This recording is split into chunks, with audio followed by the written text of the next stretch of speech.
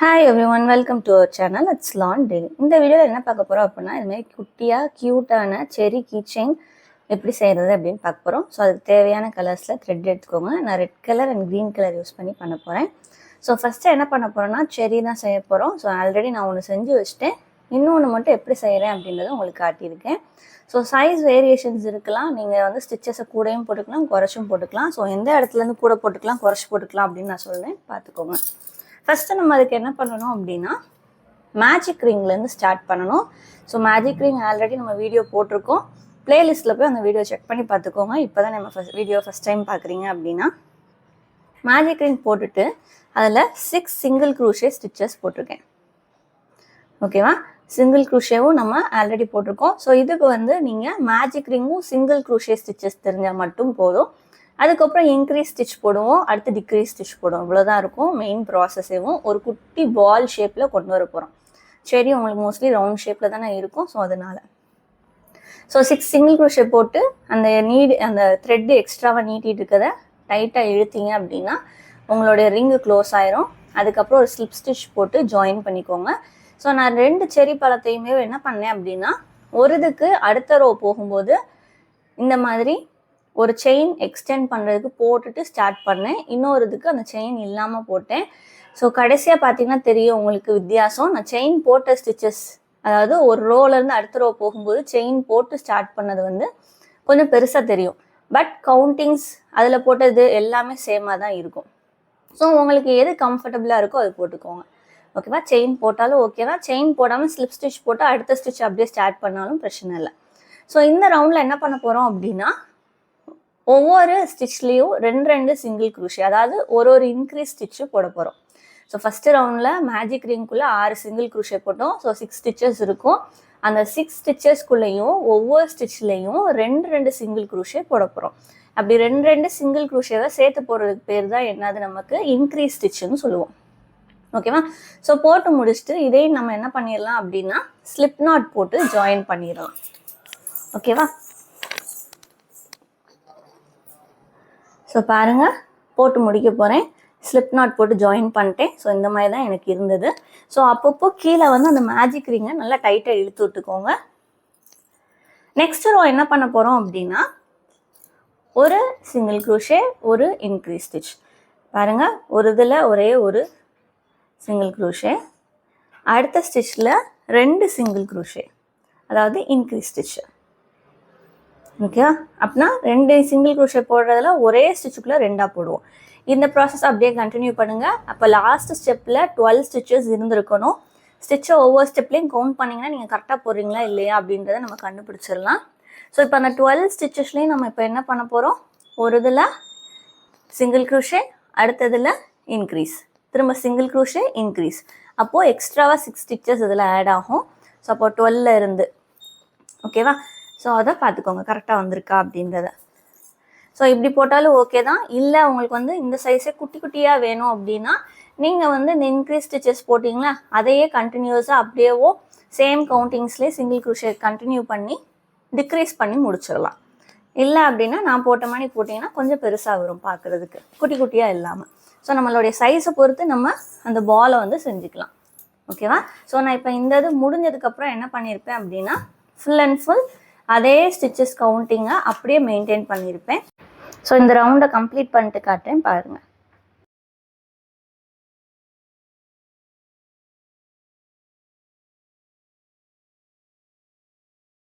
So அவ்வளோதான், அந்த ரவுண்டும் complete பண்ணியாச்சு. ஸோ இப்போ இந்த 3rd ரவுண்டை அப்படியே ரிப்பீட் பண்ண போகிறோன்னா அகெயின் இன்க்ரீஸ் சிங்கிள் க்ரூஷே கிடையாது.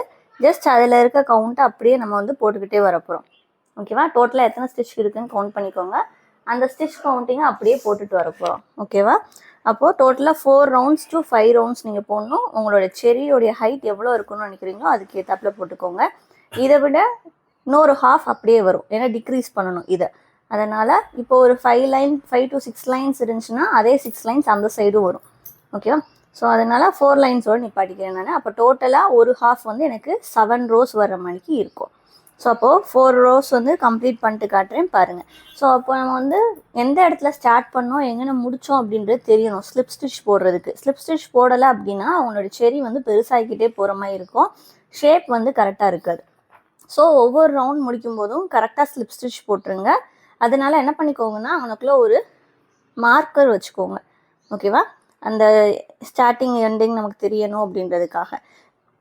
நான் வந்து அந்த த்ரெட்டையே ஃபோல்ட் பண்ணி அந்த இடத்துல வச்சுருப்பேன். ஸோ அந்த அதில் தெரியுது பாருங்கள், அந்த ஸ்டார்டிங் மேஜிக் ரிங்குரிய அந்த எக்ஸஸாக இருக்கிற த்ரெட்டை வந்து இழுத்து அதை மார்க்கர் மாதிரி ப்ளேஸ் பண்ணியிருப்பேன். அதுதான் என்னுடைய ஸ்டார்டிங் லைனு, அதுதான் ஃபஸ்ட்டு ரோ போட்ட எண்டிங். ஓகேவா? ஸோ அப்போது இது மாதிரி நீங்கள் ஏதாவது மார்க்கர் அங்கே ப்ளேஸ் பண்ணிட்டு 4 ரோஸ் வந்து போடுங்க. ஸோ நான் 4 ரோஸ் போட்டுட்டு காட்டுறேன். ஸோ இப்போ ஒரு ரோ கம்ப்ளீட் பண்ணிட்டேன். அங்கே ஸ்லிப் ஸ்டிச் போட்டு அடுத்த ரோவை வந்து ஸ்டார்ட் பண்ண போகிறேன். ஸோ இதே மாதிரியே நம்ம என்ன பண்ணணும் அப்படின்னா ஒரு ரவுண்டு ஃபுல்லாக கம்ப்ளீட் பண்ணணும். டோட்டலாக 4 ரவுண்ட்ஸ் வரும். ஸோ இந்த 4 ரவுண்ட்ஸ் கம்ப்ளீட் பண்ணிங்க அப்படின்னா ஃபஸ்ட்டு ஹாஃப் வந்து உங்களுக்கு ரெடி ஆயிடுச்சு. ஸோ அதை ஃபுல்லாக போட்டுட்டு காட்டுறேன் பாருங்கள்.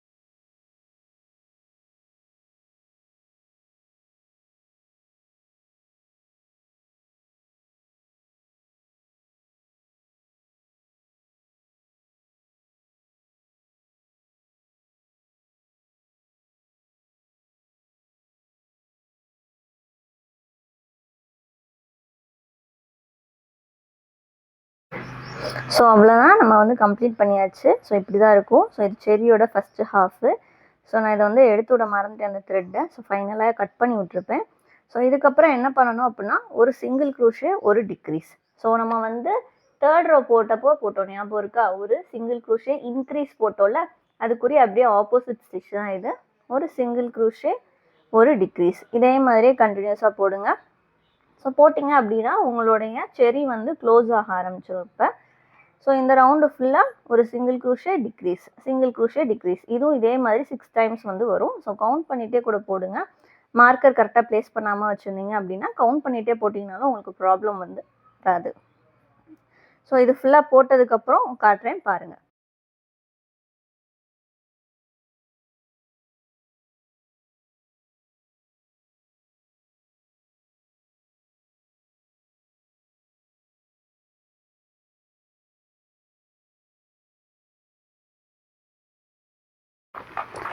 ஸோ அவ்வளோதான். ஸோ இந்த மாதிரி தான் இருக்கும். ஸோ இந்த மாதிரி தான் உங்களுக்கு வந்து அந்த ஓப்பன் வந்து க்ளோஸ் ஆகிக்கிட்டே வரும். ஸோ அந்த ஃபர்தராக அது ரொம்ப க்ளோஸ்டு எண்டுக்கு போக போக உங்களுக்கு என்ன ஆகும் அப்படின்னா உங்களுக்கு அந்த ஸ்டிச் வந்து போட வராது. ஸோ கொஞ்சம் கஷ்டமாக தான் இருக்கிற மாதிரி இருக்கும். ஸோ பட் கொஞ்சம் அட்ஜஸ்ட் பண்ணி போடுங்க, அப்படின்னா போட்டு முடிச்சிடலாம். ஓகேவா? ஸோ நான் இந்த ரவுண்ட் கம்ப்ளீட் பண்ணதுக்கப்புறம் என்ன பண்ணணும் அப்படின்னா அகெயின் நம்ம ஃபுல் அண்ட் ஃபுல் டிக்ரீஸ் ஸ்டிச்சாக ஒரு ரவுண்ட் வந்து போடணும். ஸோ போட்டுட்டு ஊடாலே நம்ம என்ன பண்ணலாம், ஸ்டஃபிங்ஸை ஃபில் பண்ணிடலாம். ஸோ டிக்ரீஸ் ஸ்டிச் போட்டிங்கன்னா உங்களுக்கு க்ளோஸ் ஆயிரும். ஸோ அதனால் நான் இந்த பொசிஷன்லேயே என்ன பண்ணுறேன் அப்படின்னா உள்ளே வந்து ஸ்டஃப் பண்ண ஆரம்பிச்சிட்டேன். ஸோ ரொம்ப ஹார்டாக உள்ளே புஷ் பண்ணி தள்ளாமல் கொஞ்சம் லூஸாகவே அந்த ஸ்டஃபிங்ஸ் இருக்கிற மாதிரி பார்த்துக்கோங்க. அப்போ தான் நம்ம திரும்ப அட்ஜஸ்ட் பண்ணும்போது அந்த ஷேப் கரெக்டாக வரும். ஓகேவா? ஸோ இப்போது அகைன் என்ன பண்ண போகிறோம், டிக்ரீஸ் ஸ்டிச்சஸே ஒரு ரவுண்ட் ஃபுல்லாக போட போகிறோம். ஸோ டிக்ரீஸ் ஸ்டிச் வந்து 6 கவுண்டிங்ஸ் போடணும். போட்டதுக்கப்புறம் நம்ம என்ன பண்ணணும் அப்படின்னா எக்ஸஸாக த்ரெட்டு விட்டு கட் பண்ணணும். ஸோ அந்த டிக்ரீஸ் ஸ்டிச்சஸ் போடுறது கொஞ்சம் கஷ்டமாக இருக்கும், கொஞ்சம் பார்த்து போடுங்க. ஸோ இந்த ஒரு லெவல் தான் உங்களுக்கு கொஞ்சம் கஷ்டமாக இருக்கிறது. ஸோ இது டிக்ரீஸ் ஸ்டிச் போட்ட பிளேஸ் வந்து உங்களுக்கு பார்த்தீங்கன்னா கொஞ்சம் கேப்பாக தெரிகிற மாதிரி இருக்கும். லைட்டாக மேலே இருக்க ஸ்டிச்சஸ்க்கும் கீழே இருக்க ஸ்டிச்சஸ்க்கும் நம்ம அந்த எண்ட் பண்ணுற இடத்துல வித்தியாசம் தெரியும் உங்களுக்கு. ஏன்னா மேஜிக் ரிங் ரொம்ப க்ளோஸ்டாக போட்டிருப்போம். டிக்ரீஸ் வந்து நம்ம ஸ்டிச்சஸை கம்மி பண்ணிக்கிட்டே வரதுனால அந்த கேப் இவ்வளோதான் செய்யும். அது பிரச்சனை கிடையாது. இது வந்து கீழே போகிற மாதிரி இல்லைன்னா மறையிற மாதிரி ஏதாவது பிளேஸில் இருக்குது அப்படின்னா நம்ம அந்த இடத்துல வந்து இதை இது பண்ணிடலாம், டர்ன் பண்ணி வச்சிடலாம். ஸோ இதில் வந்து நான் இந்த பொசிஷனை வந்து கீழே செரிக்கு போகிற மணிக்கு நான் ஃபிக்ஸ் பண்ண போகிறேன். அதனால் எனக்கு வந்து வித்தியாசம் தெரியாது. ஓகேவா? ஸோ அவ்வளோதான், டிக்ரீஸ் போட்டு முடிச்சாச்சு. ஸோ இந்த மாதிரி தான் இருக்குது. இன்னும் கொஞ்சம் கேப் சென்டரில் இருக்குது பாருங்கள். ஸோ த்ரெட்டு எக்ஸஸாக இழுத்து விட்டுக்கோங்க. உங்களுடைய கிட்டில் நீடில் கொடுத்துருந்தாங்கன்னா அந்த நீடிலே நம்ம யூஸ் பண்ணிக்கலாம். அப்படி இல்லை அப்படின்னா நார்மலாக தையல் மிஷினுக்கு உங்களுக்கு வந்து ஸ்டிச் பண்ணும்போது நம்ம நீடில் வாங்குவோம்ல, அந்த நீடில் வந்து யூஸ் பண்ணாலும் யூஸ் பண்ணிக்கலாம். ஸோ நல்லா டைட்டாக இழுத்து விட்டுட்டு நீடில் எடுத்து நீடிலோட ஹோல்குள்ளே விட்டு ஒரு ஸ்டிச் உள்ள ஒரு ஸ்டிச் வெளியே, ஸோ அந்த மாதிரி மாற்றி மாற்றி விட்டீங்க அப்படின்னா அதை க்ளோஸ் பண்ணிடலாம். ஸோ இது வந்து க்ளோஸ் பண்ணுறதுக்கு ரொம்ப ஈஸியான வே, ஈஸியாக முடிஞ்சிடும் உங்களுக்கு.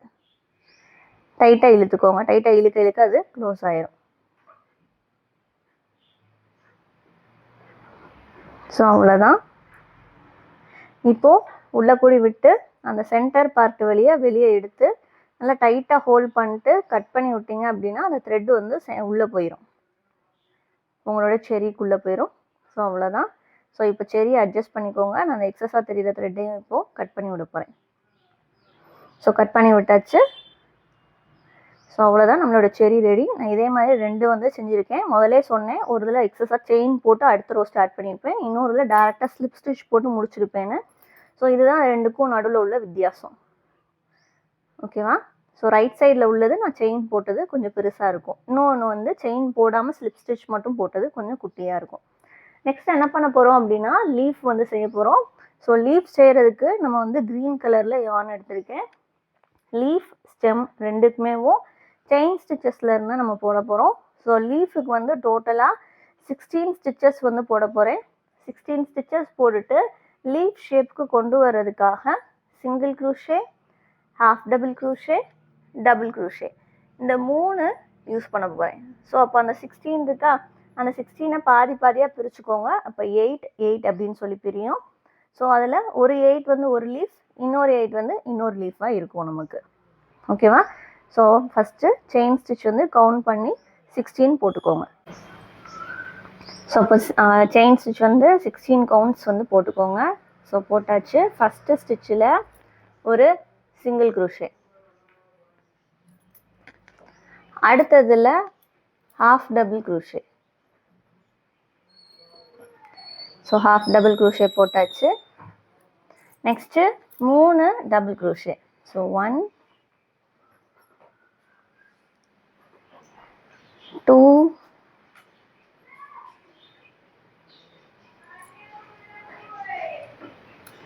ஸோ இது கொஞ்சம் டைட்டாக ஹோல்ட் பண்ணிட்டு போட்டுக்கோங்க. ஸோ மொத்தம் 3 போடணும் டபுள் க்ரூஷே. திரும்ப அடுத்து ஹாஃப் டபுள் க்ரூஷே போட்டு சிங்கிள் க்ரூஷே போட்டீங்க அப்படின்னா லீஃபோட ஒரு ஹாஃப் வந்து உங்களுக்கு கிடச்சிரும். ஸோ இந்த டபுள் க்ரூஷே இருக்கிற இடம் தான் உங்கள் லீஃபோடைய அந்த சென்டர் பார்ட், கொஞ்சம் பல்ஜாக இருக்கும்ல அந்த இடம். மீதி வந்து கார்னர்ஸில் வரும். சிங்கிள் க்ரூஷே போட்டுட்டு 2 லீஃபையும் தனியாக செப்பரேட் பண்ணி காட்டுறதுக்காக அங்கே ஒரு ஸ்லிப் ஸ்டிச் வந்து போடுறோம். ஸோ அவ்வளோதான். ஸோ இந்த மாதிரி தான் இருக்கும் ஒரு லீஃபை. இதே மாதிரி அந்த பார்ட்லேயும் இன்னொரு லீஃப் வந்து நம்ம இப்போ போட்ட சேம் கவுண்டிங்ஸ்லேயே நீங்கள் போடணும். ஸோ என்னென்ன போட்டோம், ஃபஸ்ட்டு வந்து ஒரு சிங்கிள் க்ரூஷே, நெக்ஸ்ட் இதில் வந்து ஹாஃப் டபுள் க்ரூஷே, அடுத்து 3 டபுள் க்ரூஷே. ஸோ உங்களோட லீஃப் நீங்கள் கவுண்ட் போடும்போது 16 போடாமல் அதை விட எக்ஸஸாவோ இல்லை கம்மியாகவோ போட்டிங்க அப்படின்னா லீஃப் சைஸை நம்ம வந்து வேரி பண்ணிக்கலாம். ஸோ அதுக்கு நீங்கள் எதை அட்ஜஸ்ட் பண்ணால் போதும் அப்படின்னா அந்த 3 டபுள் க்ரூஷே போட்டிருக்கோம்ல, ஸோ அதை வேரி பண்ணால் போதும். எக்ஸஸாக போட்டிங்கன்னா அந்த ஸ்டிச்சை இன்க்ரீஸ் பண்ணிக்கோங்க, கம்மியாக போட்டிருந்தீங்கன்னா அந்த ஸ்டிச்சை டிக்ரீஸ் பண்ணிக்கோங்க. ஓகேவா? ஸோ அவ்வளோதான். ஸோ இப்போ வந்து நம்ம டபுள் க்ரூஷே போட்டாச்சு. இப்போ ஹாஃப் டபுள் க்ரூஷே, திரும்ப ஒரு சிங்கிள் க்ரூஷே. இது வந்து லீஃபோடைய ஒரு சைடு போட்டிருக்கோம், அப்போ ஹாஃப் போட்டாச்சு 2 லீஃப்க்கும். இதே மாதிரி இன்னொரு ஹாஃப் வந்து அந்த சைடு வரணும். ஸோ அதுக்கு டர்ன் பண்ணிட்டு ஒரு செயின் ஸ்டிச் போடுங்க. செயின் ஸ்டிச் போட்டு டர்ன் பண்ணிட்டு திரும்ப இதே ப்ராசஸை 2 லீஃப்க்கும் ரிப்பீட் பண்ணணும். Single crochet, half double crochet, 3 double crochet, திரும்ப half double crochet, single crochet. இதே ஆர்டரில் 2 டைம்ஸ் போட்டிங்க அப்படின்னா லீஃப் வந்து கம்ப்ளீட் ஆகும். ஸோ கம்ப்ளீட் பண்ணிட்டு காட்டுறேன் பாருங்கள்.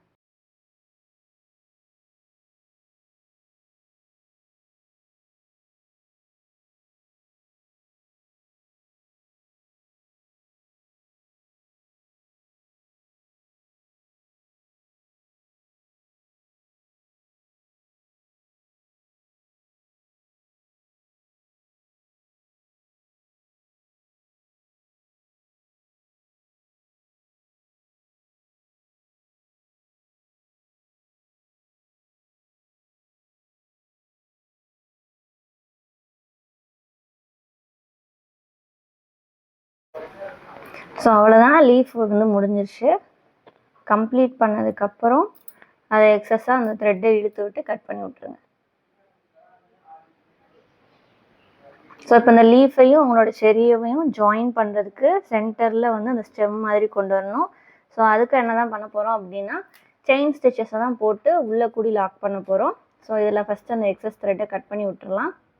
ஸோ என்னோடய லீஃப் இது மாதிரி தான் இருந்தது. ஸோ உங்களுக்கு அது மாதிரி இருக்கா அப்படின்னு பார்த்துக்கோங்க. ஸோ இந்த மாதிரி தான் இருக்கும். ஸோ இப்போ அகெயின் க்ரீன் கலர் யானையை எடுத்து செயின் ஸ்டிச் போடணும்.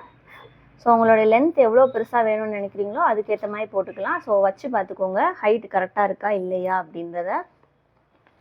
ஸோ நான் வந்து டோட்டலாக 20 ஃபஸ்ட்டு போட்டுட்டு அதுக்கப்புறம் எக்ஸஸாக ஒரு 5 ஸ்டிச்சஸ் வந்து போட்டிருப்பேன்.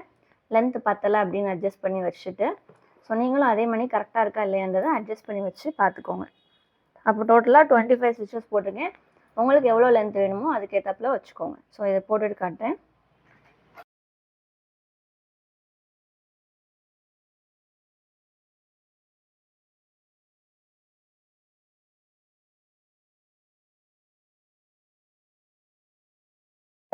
ஸோ அவ்வளோதான், செயின் ஸ்டிச்சஸ் போட்டு முடிச்சாச்சு. ஸோ எக்ஸஸாக த்ரெட் எடுத்து கட் பண்ணி விட்டுக்கோங்க. கார்னரே நல்லா டைட்டாக இழுத்தீங்க அப்படின்னா அது லாக் ஆகிக்கும். அப்படி இல்லை அப்படின்னா கலண்டுட்டு வந்துடும். ஸோ இப்போ என்ன பண்ணணும் அப்படின்னா, இதை உங்களோட லீஃப்குள்ளே கூடி விட்டு அந்த செரியோட 2 சைடும் நான் காட்டுற மாதிரிக்கு ஸ்டிச் பண்ணிக்கோங்க. ஸோ அவ்வளோதான், நம்மளுடைய இது ரெடி. ஸோ நான் இதை ஃபஸ்ட்டு என்ன பண்ண போகிறேன் அப்படின்னா, லீஃபோடைய சென்டர் இது வழியாக விட்டு அந்த ஸ்டெம் இதுக்குரியதை எடுக்க போகிறேன். ஸோ இப்படி எடுத்துக்கலாம். ஸோ இப்படி எடுத்ததுக்கப்புறம் அந்த ஸ்டெம்மோட ரிமைனிங் இருக்க அந்த 2 கார்னர்ஸ் இருக்கும்ல, அந்த 2 கார்னர்ஸில் என்ன பண்ணணும் அப்படின்னா, செரியை வந்து நம்ம ஜாயின் பண்ணணும். ஸோ ஜாயின் பண்ணுறது நீங்கள் அந்த மேஜிக் ரிங் இருக்கிற சைடே ஜாயின் பண்ணிக்கோங்க. இது மேலே இருக்க அந்த ஹேங்கர் மாதிரி போட்டுக்கலாம். ஸோ இதில் நீங்கள் கீ செயின் ஹோல்டர் மாதிரிக்கு நீங்கள் ஹேங் பண்ணிக்கலாம். ஸோ கீழே இருக்க அந்த 2 எட்ஜில் தான் நான் என்ன பண்ண போகிறேன்னா செரியை வந்து சேர்க்க போகிறேன். ஸோ அதுக்கு நம்மளுடைய நார்மல் நீடில் வச்சு நம்ம வந்து என்ன பண்ணிடலாம்னா உள்ளே விட்டு எடுத்துடலாம். ஸோ அதை ஃபுல்லாக போட்டுட்டு காட்டுறேன் பாருங்கள்.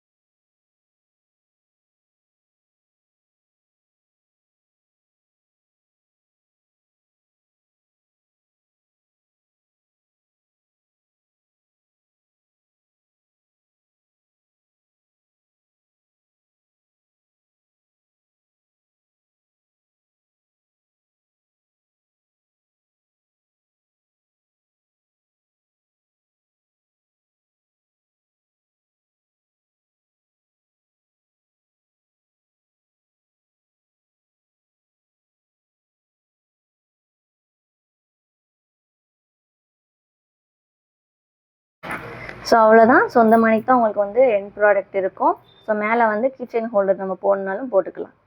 ஸோ இல்லை அப்படின்னா இப்படியே நீங்கள் ஏதாவது பேக்குக்கோ இதுக்கோ ஹேங்கர்ஸ் மணிக்கு நம்ம யூஸ் பண்ணிக்கலாம். ஸோ டெக்கரேட்டிவ் திங்ஸ் மணிக்கும் இருக்கும்.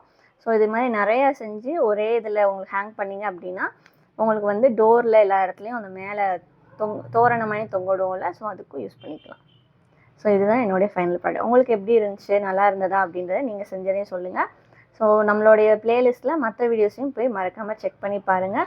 ஸோ இந்த மாதிரி ஹேண்ட்மேட் ப்ராடக்ட்ஸ் எல்லாம் நீங்களும் செய்யணும்னு ஆசைப்பட்டீங்க அப்படின்னா நம்மளுடைய ஒர்க் ஷாப்பில் மறக்காமல் நீங்களும் ஜாயின் பண்ணிக்கோங்க. பிளேலிஸ்ட்டில் போய் வீடியோஸையும் செக் பண்ணி பார்த்து மறக்காமல் நம்ம சேனலை சப்ஸ்கிரைப் பண்ணிடுங்க. உங்களோட ஃப்ரெண்ட்ஸ்க்கும் ஷேர் பண்ணிடுங்க. தேங்க்யூ.